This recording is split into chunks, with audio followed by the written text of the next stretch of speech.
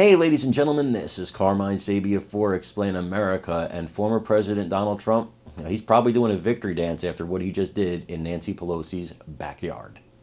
Before we get started, please make sure you like, comment, share, and subscribe. Those little things really help us out, and they help our channel continue to grow.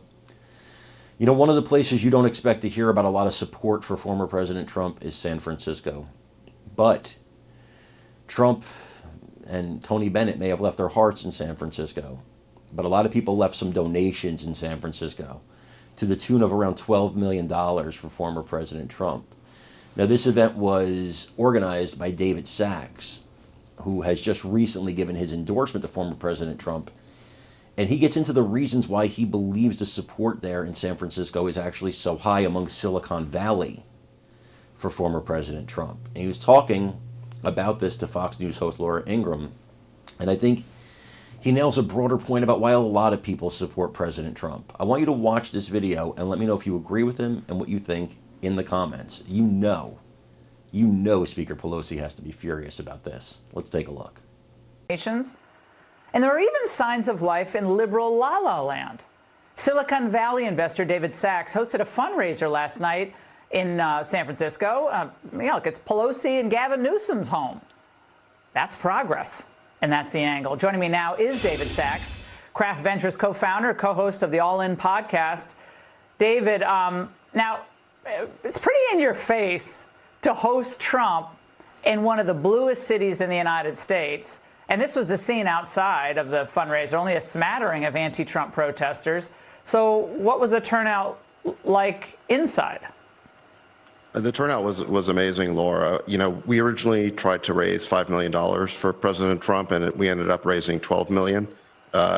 We had something like 100 people there. Every seat was taken. We literally couldn't fit one more person in the house. It was completely sold out. And by the way, those protesters who were outside, those were actually pro-Trump demonstrators. There were hundreds of people who turned out along the motorcade for Trump to basically wave signs in favor of him. The number of people who actually were protesting against Trump, there was maybe, a couple of dozen versus hundreds of people who were pro-Trump. So even out on the streets, there was a tremendous enthusiasm gap. And if that's what's happening in liberal San Francisco, what does that tell you about what's happening throughout the country? Now, what is Silicon Valley? And a couple of these guys I know were from Silicon Valley. What do they hope for in exchange for their support? Honestly, it's not that transactional, Laura. It's not like there's some sort of overt quid pro quo. Most of these people just really love America, and they want to see America doing better. Now, in terms of what the industry cares about, the industry wants to be able to innovate. And the Biden administration has been very hostile towards innovation. It's been extremely hostile towards the crypto industry. It's already trying to overregulate AI.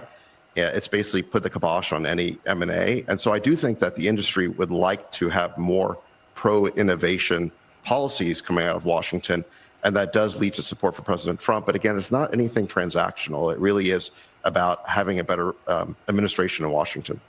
Now, what message does what happened last night? I know he was also in L.A., did a